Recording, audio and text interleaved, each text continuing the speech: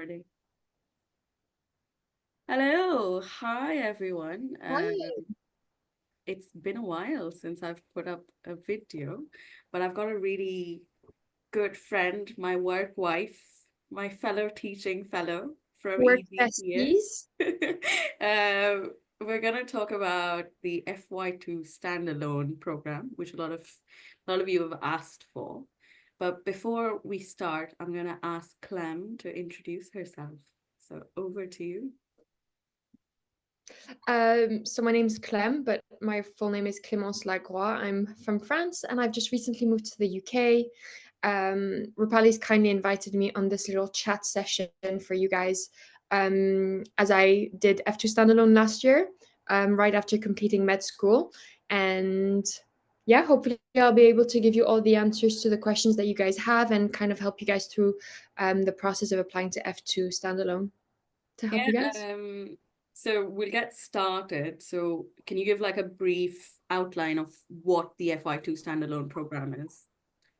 Yeah, so F2 Standalone is just a 1 year standalone, as the name suggests, of the foundation program, which is the second year of it, the F2 year. It's usually for, I think it is for mostly IMGs who have completed a certain amount of medical school years or and an extra internship year. So usually over 5 years compared to the UK, so an extra year compared to them. And it's kind of a way of getting into the foundation program and getting the kind of foundation competencies signed off without having to do a CREST form. It's very well supported, which is why I really wanted to do it rather than doing just a trust grade job. You're very well supported. You have an ES, you have a CS, so educational and clinical supervisor. You're pretty much like a foundation doctor, but you're just doing a 1 year job thing in the program, Right, which is really good. exactly. And from what I understand, it's like a rotational job. So like any other Yeah, foundation doctor, you'd be doing 4 months in one yeah, department, exactly. 4 months in another, and 4 months in another. Exactly. So you do exactly the same as you would do during your 2 years of foundation program, but you just do the second year of it. So you still have 3 jobs of 4 months, which you choose. You have certain requirements depending on the deanery and the foundation school you're in, and you have meetings and you have a lot of support, like I said. So it's a really, really good year to kind of achieve to get, because it just helps you a lot to get your first foot into the UK.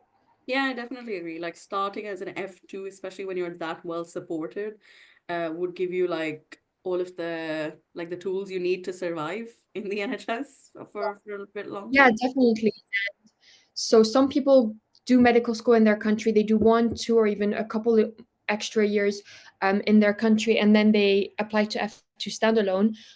But a lot of people from my med school, including myself, we applied straight after med school, well, during the end of med school, because we had a 6 year program. So they deemed that we could apply for full GMC registration. Um, and then I'll get into the details according to the questions we have. So it's a bit more systematic, but it's a big jump going from a medical student to starting an F2 job, which is technically an SHO job.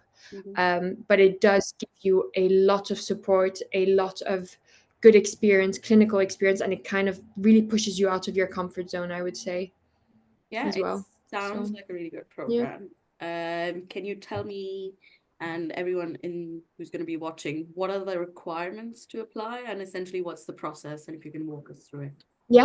So I started the process approximately in December, probably of my last year of medical school, so my 6th year, Mhm. um, probably around December, January time. It's on Oriole, so it's like a lot of application. It's a platform for application, sorry, which includes F2 standalone. You start off by getting all of your documents, so you'll need proof of English proficiency. So make sure that you've got some sort of proof that you have either IELTS, TOEFL, or that your degree was in English. I just got a university from my letter saying this whole program was completed in English. Um, you need, in my case, we needed to show F1 competency form. So it's like all the things about the basic skills like catheterization, cannulas, phlebotomy, all of, like, it's a list of like maybe 10 to 20 procedures to show that you've got those basic skills, because it's things you're going to be using every single day on in your job. And then you need to show signs. A lot of a lot of the things we had to do, my friend helped me a lot, so I might not be able to answer every single question. But you basically need to show the equivalency of your degree as well, that you've got an equivalency to the UK degree, which shows that you've got a whole medical degree. English language, right to work. You need all of your transcripts, your graduation certificates, all of those things. This is throughout the 6 months through the application. In January, when the application's open, you do your application and you put in all the information of any employment history. So if in people who have worked before, that's when you put all of the jobs you've had, what you had to do from when to when exactly. In my case, because I was a med student, I just put my placements. I put an elective placement that I had done in the UK to kind of show I've tried to get some NHS experience prior to applying. You show a lot of courses that you've done to show that you're motivated and you're constantly working on your CPD. Doing ALS is good, or ILS minimum. ILS was a minimum requirement. If you've done ALS, it's even better for you. It gives you extra support in your application. And then any awards, any presentations, any audits, again, like the basic things of what kind of doctor you are, extracurricular activities, outside of medicine, hobbies, or things that you've achieved. You can pretty much use anything to boost your application, and then post your CV as well. Right. So it's through Oriel, and then are you assessed on the basis of your application form? Is it like a point based? No. So it's just, you need the basics, which is things like medical school, degrees or letters that you're enrolled in, that you're currently finishing it, English language, F1 competency form, all the degrees and all the not the degrees, sorry, all the oh goodness, the courses. Those are extra bits, but you just need a basic level of English, degrees, things like that, and then you go from posting the application to longlisted. And if you're longlisted, you're then offered to book in your SJT examination slot, basically. Right. So coming to the SJT, Yeah. what is the exam like, and how did you prepare? Do you have any resources for everyone? Because I know people get really nervous about the exam because it's not something a lot of IMGs do during med school. So what do you think? Yeah, no, I was a bit panicked. So the exam was in, I believe, end of February. I started studying for it in January. So about a month and a half before, I would say. I started mid-January. As soon as I sent in my Oriel application, I moved on to SJT. In my opinion, a month and a half was too long to study. 4 weeks is more than enough, because after about 3 weeks of studying, I started making mistakes, which were just lack of attention and just going through things too quickly and repeating them too often, basically. So I would say that 4 weeks is a perfect amount to study, maybe 5 weeks, but no more. I ended up having to take a 1.5 week break, and you're not allowed to study SJT because of how many mistakes I was making. So the SJT is an ethical based scenario kind of exam. The normal SJT for foundation program has 3 kinds of questions, which is multiple choice, ranking, and rating. The SJT for F2 Standalone, however, was only rating, which means that you had a scenario, for example, you have a colleague that comes into work and you smell alcohol on their breath or while they're next to you. How do you deal with the situation? And they're going to give you 5 stems of different answers or actions of what to do, and you have to rate how appropriate they are, basically. So you'll have 1 stem, 1 question, 1 action, which will say report them to the GMC. So that would be, you would then rate them, as extremely appropriate, mildly appropriate, neither nor, mildly inappropriate, or extremely inappropriate. So in that case, that would be mildly or extremely inappropriate, because you're skipping all the steps of the SJT kind of way to answer questions. and it's about 200 questions, I believe, in the exam total, Mm-hmm. and it's just clicking on a computer. So it's a very long, tiring exam. Um, but I think if you prepare for it well, it's quite similar to the resources I've used. So you have different resources to use. You have Past Medicine, Past Test, which have really good question banks. Mm-hmm. 2 weeks before the exam, I used eMedica as well, Mm-hmm. just because I needed a bit of a fresher set of like questions, and I was like kind of running around in circles with the Past Medicine ones. Mm-hmm. Um, I used Good Medical Practice by the GMC. It's a 25 page document which kind of outlines good medical practice, and that's kind of what the SJT, I would say, is based on. Mm-hmm. Right. Uh, Um, yeah, did you, I know a lot of people recommend like the past papers, the foundation yeah. program I past. was about to go. Mm-hmm. I'm a bit so they're very good, but I think I recently checked online and they weren't there anymore. Okay. So I don't know if they've been removed or if they removed them and now they've uploaded them again. But The definitely the two PDFs or are three still past papers. available. I can put I'll put Okay, it in the I'll put it in the awesome. description. Yeah. So Okay. then everyone can sort of go through it and see what the questions are like. Um, Okay. the thing with I think SJT is because we don't do it in med school that often. Did you have it as a part of your curriculum? No, No. So exactly. not So at I all. think it's tricky for people because they don't know what to expect. Uh, Yeah. but that's solid advice. I think you can over prepare for SJT. You Uh, can definitely over prepare and then start. You need to learn how to answer their questions and mhm, their key kind of words when they use words that are like, for example, definitive kind of like statements like always, never. That's usually the kind of things that are meant to throw you off because it's never meant to be 100% the same kind of answer for every single scenario. So mm, using words like most usually are kind of the things that grant you like, okay, this is probably the most appropriate answer or the least appropriate one, rather than the like middle three stems. yeah. But the papers, I did them at least 3 or 4 times, I think, spread out every week. Mhm, But they really teach you, especially the, what are they called? The explanations. They're very good explanations at the end of each question. And you could do really well just by using the past papers, I think. But using past test and past medicine gives you a lot more practice, mm. and different kinds of written questions, which is always good to do. Yeah, definitely. Um, so again, I'll put down links to the resources in the doobly-doo so Yeah. Mhm. they can actually read it and see what it's like. Yeah. So we've covered sort of the timeline and the exam. What happens afterwards? So if you've cleared the exam, is it do you get a rank or how exactly does it work? So they changed how it was for us last minute. So initially they said, which I don't know if they're ever going to bring it back, they said it was 40% our SJT grade and 60% our interview grade, Mhm, for the ranking. The way you got an interview was if you were in the top 25% scores of the SJT, mhm, if I remember correctly, or X amount of percentage. If you did well enough, you got offered an interview. You could book a slot out of over 3 days, I believe mid April. mhm.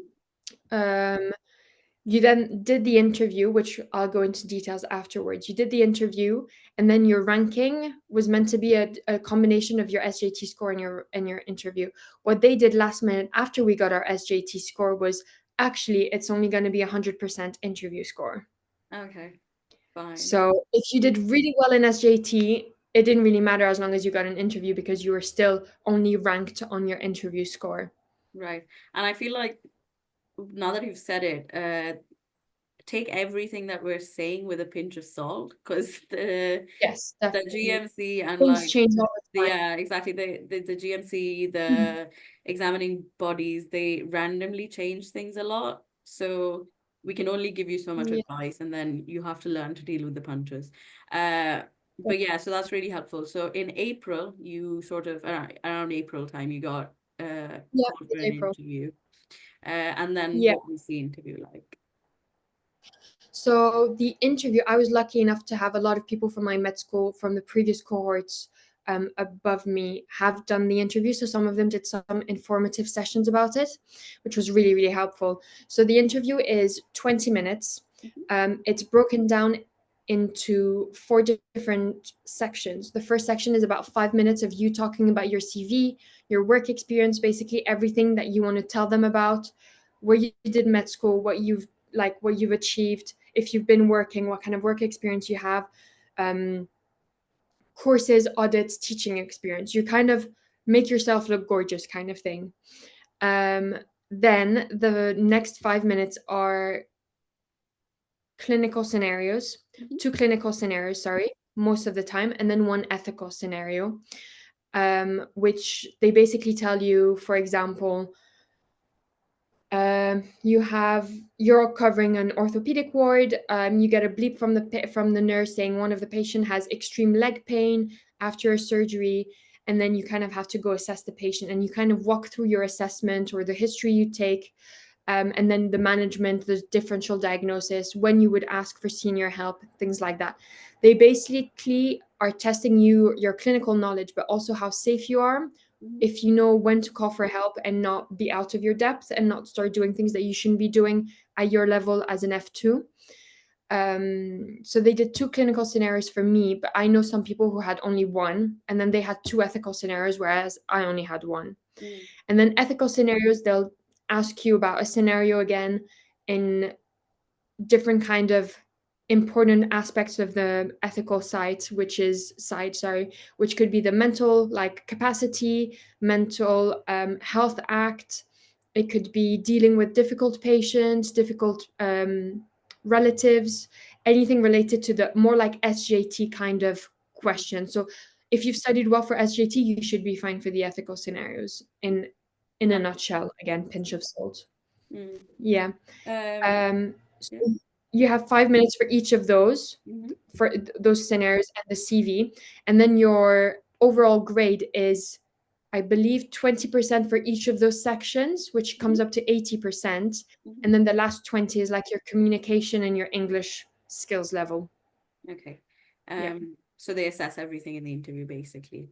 How you talk, Yeah. how you sell yourself, what your Yeah. knowledge is like, and if obviously you're ethical or not. But Yeah. yeah, so you've done the interview, and hopefully all of you watching will Yeah. clear the interviews. Yeah. And then what happens after that? So after that, so that I had my interview exactly on the 18th of April, I remember. And then I believe about 2 or 3 weeks later, you get your ranking. Mm-hmm. Um, we didn't have many jobs. We only had 90 jobs initially for over 1,300 applicants. Mm-hmm. So really scary. I initially, unfortunately, got ranked just after the 90. I Oh. got ranked like 102. So I was like, oh, I'm not getting a job. And then a day after they gave the rankings out, they posted on Oriel the jobs, which is in your vacancies or your preferencing aspect of it. Mm-hmm. And they actually had added jobs. They always tend to add a few jobs. Sometimes it's just like a handful of them. Sometimes it's a lot more. So we had initially 90 jobs. We ended up having 160 jobs posted a day after our ranking was posted. Mm-hmm. So much better. I had secured a spot. Um, and then you have in the preferencing, you have ranked and unranked. And then basically all the jobs are in the unranked section. And you rank them from 1 to X amount. So I was 102 out of 170-ish jobs. Mm-hmm. So I allowed myself to rank only 120. And all the jobs I really did not want or the locations, I just kept them in the unranked because I could allow myself to do that. Right. So Yeah. yeah, But a yeah, useful thing that go Hmm? ahead. Sorry, go ahead. No, it's okay. A useful thing that you can do is you can download. I don't remember how exactly, but on Oriel you can download the document, the page of preferencing and the ranking, and it opens up in an Excel sheet. Okay. I spent a whole 12 hours on my computer during revision color coding the rotations, because it tells you exactly the location, which hospital you'll be in for each rotation, because you could be moving. And I just kind of ranked everything according to what I wanted to do, where I wanted to be, where I didn't want to be. Mhm. And then I just kind of ranked according to the specialties that I absolutely wanted to have in my F2. And then I kind of just transcribed that onto oral. So it does take a bit of time. So just be patient. What a nerd. Yeah, well, it's a whole year. You don't want to be miserable for a year. It's good to get a foot in the UK, but you want to do something you enjoy. Yeah, So definitely. But that's really good you advice. So have a yeah, game plan. Be organized with your preferencing. You don't want to end mhm, up somewhere you really don't want to go. But yeah, yeah, that's really helpful advice. yeah. So just to finish things off, once you've ranked your preferences, and what Yeah. happens next? When do you hear back? Um, I feel like everything's just muddled now in my mind. I believe it was mid to late May that you got your first round of offers. It Mm-hmm. was after the like 15th, 19th of May. So Mm-hmm. about a month after the interview and about a week or 10 days after having done the ranking. Um, you get your first offer. Mm-hmm. Um, you either accept the offer or decline it. If you decline it, you're fully out Okay. from what was going on the year I applied. If you accepted, you could also decide to kind of allow yourself to upgrade. So You can if you got hold the your, offer. Yeah. yeah, so that means that you're accepting your offer now, but if in the next round someone who had something ranked higher for you and they declined it and you're the next person to get that job, in the upgrade round you could get an upgrade job, Mm-hmm. Right. which is good, but Fine. as long as you have a job. Yeah, if you decline it though, you're completely out of the ranking. Okay. And how many rounds did you have in your when you applied? I just accepted my first one. I got my sixth choice luckily. Yeah. So You were just like, I it's can't be bothered. I'm happy. exactly. And I knew that the five other jobs in front of me, there's no way I was gonna get them. Okay. So um yeah, that's one thing I wanted to say. I was ranked 102, but I got my sixth job, Mm, which kind of emphasizes on the fact that location and the jobs you choose are going to be very different to what other people like.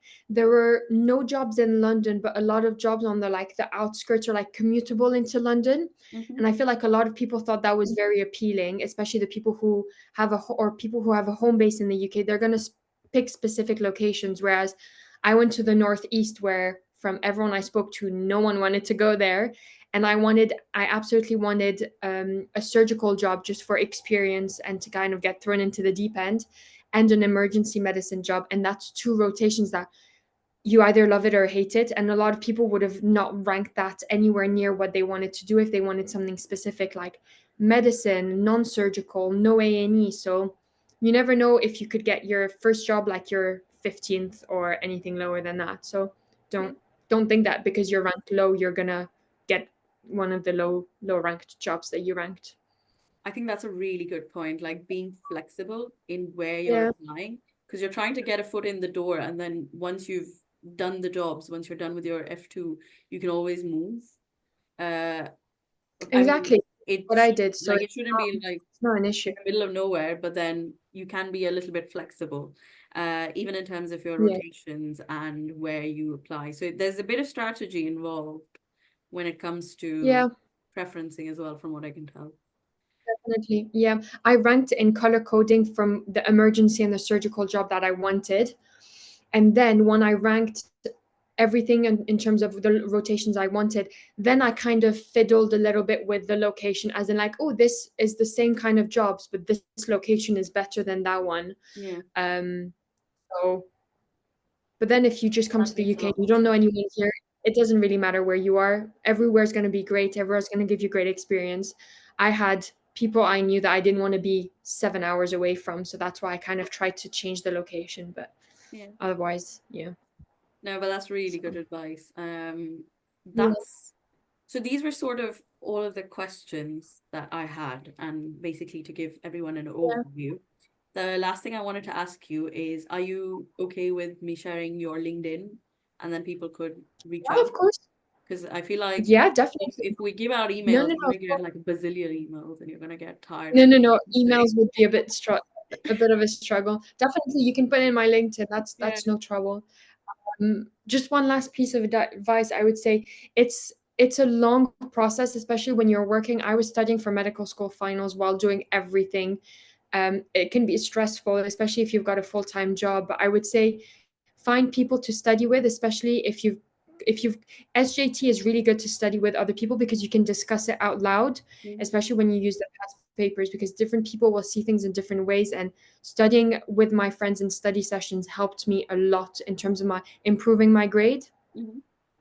And then the same for interviews. Do a lot of clinical and ethical scenarios with someone. Mhm. I had a one friend that had the interview with me as well, and we kept doing A to E scenarios of different clinical presentations, ethical scenarios as well. It helps a lot to do that with someone and practice, as well as just practicing saying your CV in 5 minutes, if not 3 minutes, because you don't have much time. Yeah. So That's yeah, generally the best definitely. advice. And I've been telling people to do that, even for like non-training jobs where you practice with someone who's either gone through an interview or like people who you're preparing for interviews with. Because Exactly. nothing, if you can't talk out loud, there's really no point to being like a brilliant clinician, brilliant Exactly. technician. You could have everything on your CV, but if you can't sell yourself in an interview, it's pointless. Yeah. But And also it's a scary moment in the interview. If you haven't practiced out loud with someone, unless you can somehow just wing it, it's a stressful thing. You have two doctors, the panels are two doctors.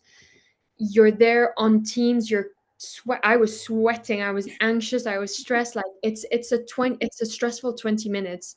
So definitely practicing to put yourself at ease is important. And there's something else I wanted to say, but I forgot. that's okay. Oh, the interview process. And the interview process was exactly pretty much the same for the teaching fellow that I'm doing now. The interview was the same. Tell us about yourself, Mhm. ethical, clinical scenario, ethical scenario. Yeah. So So essentially, it all will the interviews are structured the same way, basically. So it's help. just if you do it Yeah, well, you're gonna get through. definitely. And there's a resource of a book I'll give you. It's an interview book that we used with my friends Hmm. to study. And I don't remember the name on the top of my head, but I'll send it to you after the session. Yeah. And it was a really good interview for not just this for F2 Standalone, just for the future as well in general for everyone. Yeah, I'll share a link. I'll put the details all in the description box, the doobly doo below. But yeah, that was Yeah, perfect. Thank you very much, Clem, for all you're the very welcome. pearls of wisdom and for sharing your insight. That was great. No, And that's okay. Feel free to reach out to me on LinkedIn as Rapali's you're gonna put my name. So mhm, that's fine. yeah, that'll be great. Thank you so much, Awesome. Clem. I will see you Thank in the you. PG cert lectures. I'll see you here in a few minutes. Bye.